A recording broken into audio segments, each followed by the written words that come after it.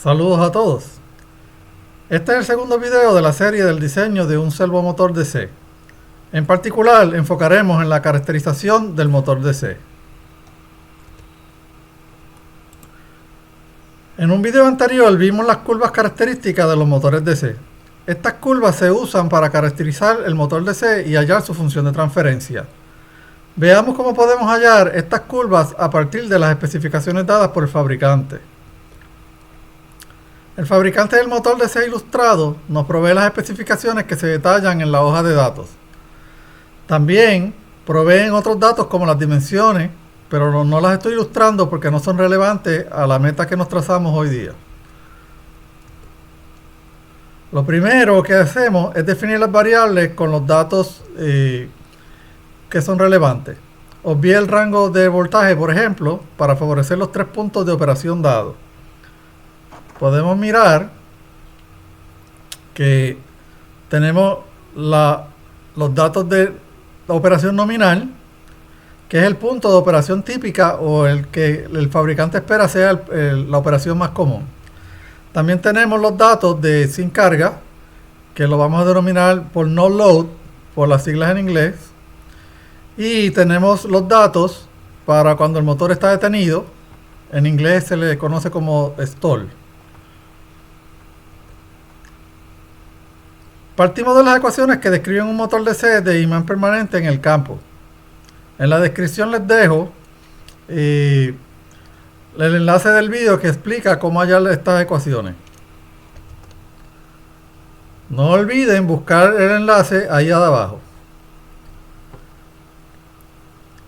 Sabemos que cuando aplicamos un voltaje DC, la corriente que inicialmente es 0 va a cambiar hasta llegar a un valor constante.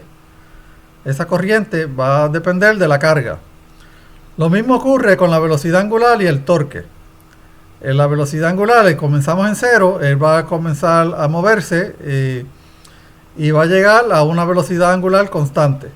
El torque también comienza en un torque alto y a la medida que vencemos la inercia, el torque va a neutralizarse a un valor final. Todas las señales se van a estar estabilizando y en ese momento decimos que el motor ha llegado al régimen permanente. En otro video les explicaré más detalles de la región transitoria y el régimen permanente. Por ahora vamos a estar trabajando en la región permanente. Agarramos la ecuación del voltaje y vamos a notar que el término del inductor en esa ecuación desaparece cuando lleguemos al régimen permanente, obviamente. Porque la derivada de una constante es 0. Como la corriente va a llegar a ser constante, pues sabemos que su derivada es 0. Ese término va a desaparecer. Y al desaparecer, esto se va a convertir en la ecuación que tenemos acá. Fíjense que esta ecuación tiene aquí un voltaje DC, que lo vamos a estar representando con la letra EA, ¿verdad? Que es el voltaje de la armadura. Esto es una constante, es DC. Y esto va a hacer que esta ecuación que tenemos aquí se comporte como si fuera una ecuación de línea recta. También sabemos que para un voltaje positivo, un voltaje DC positivo, EA mayor que 0, nuestra corriente va a ser positiva y la velocidad angular también va a ser positiva. Esto va a hacer que se limiten las corrientes para el primer cuadrante. Naturalmente podría ser también el cuarto cuadrante si el voltaje fuera negativo, la corriente va a ser negativa y la velocidad angular también va a ser negativa. Pero las curvas características las vamos a definir solamente en el primer cuadrante para cuando el voltaje sea positivo. Vamos a ver esto, ¿verdad? Que es lo que acabamos de decir. Esta es la curva que tenemos aquí. Fíjense que la corriente no llega a 0, ¿verdad? Esta corriente no llega a 0 porque la velocidad, aunque llegue al máximo, la velocidad llega a un máximo, que es la que me va al motor, la corriente no va a ser 0. Naturalmente, mientras yo me esté moviendo, el eje del motor se esté moviendo, está consumiendo energía mecánica. Esa energía mecánica viene de la energía eléctrica, y la energía eléctrica, pues, naturalmente, al no ser 0, pues eso obliga a que la corriente no sea 0. Podríamos trabajar esto un poco, ¿verdad? Pero lo vamos a trabajar más adelante con la eficiencia. Regresando a la ecuación, despejamos por la corriente. Esta es la ecuación, la despejamos. Y obtenemos entonces nuestra famosa ecuación de la línea recta, donde tenemos la pendiente y vemos que es negativa, que concuerda con la línea que acabamos de trazar acá. Y tenemos entonces el intersecto en Y, ¿verdad? Que en este caso el intersecto en el eje de IA, que es lo que tenemos aquí. Y entonces, vamos a de ahora a buscar dos puntos de las especificaciones que nos dieron. Ya tenemos el primero, es el que la operación cuando no tengo carga en el motor, ese va a ser el primer punto. Y el segundo punto es la operación nominal. Así que sacamos nuestra primera ecuación del primer punto, buscamos nuestro segundo punto y sacamos nuestra ecuación. Y ahora tenemos dos ecuaciones y dos desconocidas, siendo las desconocidas KB y KA. Pues muy fácil, tenemos estas dos ecuaciones. Lo que vamos a hacer es que vamos a hacer un procedimiento de resta. Restamos la primera de la segunda de la primera, y este es el resultado que vamos a obtener. Ahora sacamos KB sobre RA en común y despejamos. Obtenemos la famosa relación de pendiente de una recta. En este caso la pendiente es negativa, como habíamos indicado, y lo que vamos a hacer es que vamos a pasar ese negativo al otro lado. Y fíjense entonces que nuestra ecuación que aprendimos en la escuela superior, ¿verdad? Debía haber sido omega no load, ¿verdad? Menos omega nominal, pero con el negativo pues cambiamos este orden para que quedara según la matemática.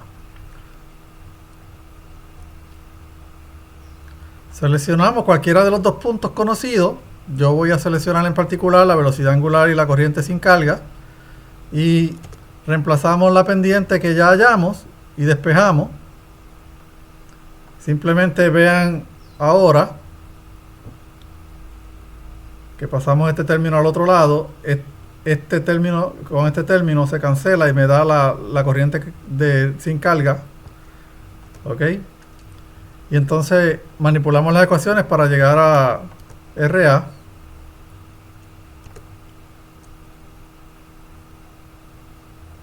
Simplemente fíjense aquí que este término, la corriente sin carga con el término de la corriente sin carga, se va a cancelar con este de acá. ¿Ok? Este término va a cancelar con este de aquí, ¿verdad? Porque al quedar multiplicado, y de ahí es que sale entonces algo bien sencillo.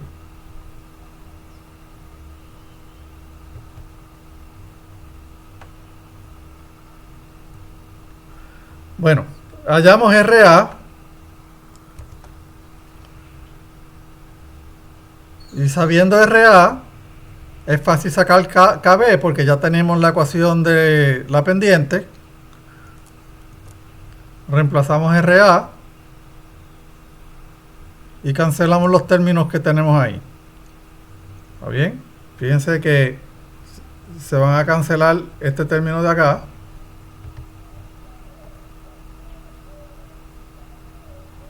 Ok, este término cancela con este de acá abajo y me va a quedar un negativo aquí. Este negativo lo vamos a pasar entonces en el lado de acá, dentro del paréntesis,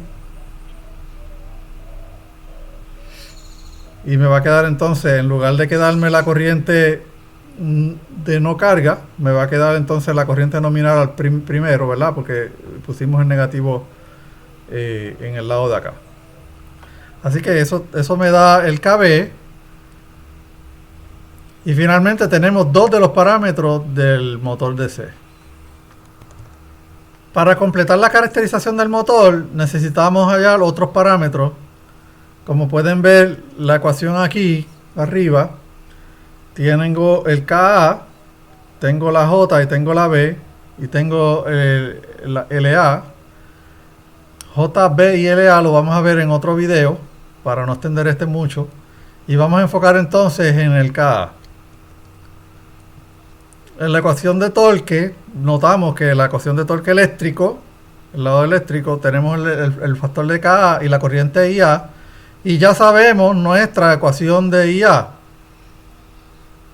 Así que simplemente sustituimos la corriente y podemos ver que el torque en régimen permanente, es importante que recuerden que estamos trabajando en el régimen permanente, también hace una línea recta con respecto a la velocidad angular. Vuelve y se repite las propiedades que restringen la recta en el primer cuadrante, como pasó con la corriente, ¿verdad? Estamos hablando del torque. Y noten que el torque sin carga, sin embargo, es cero.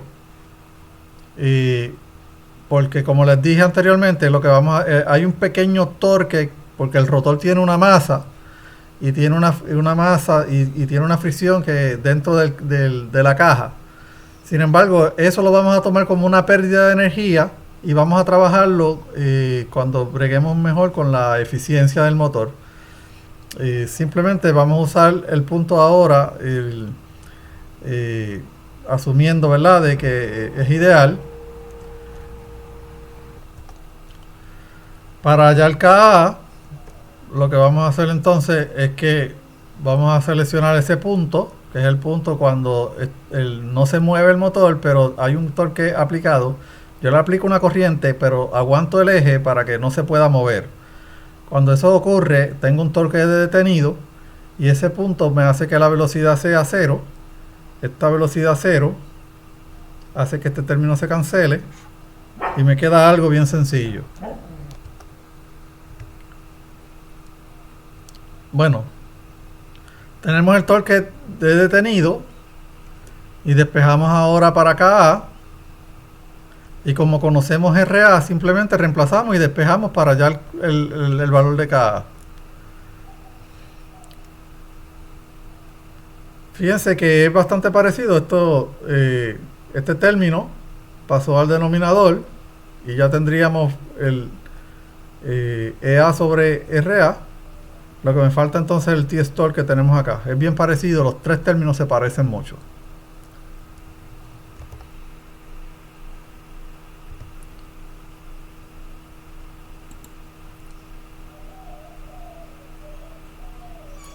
Hasta aquí este video. Si les gustó este tema, no olvide suscribirse al canal. En el mismo podrá ver toda la serie del ejemplo del diseño de un servomotor DC. Hasta luego.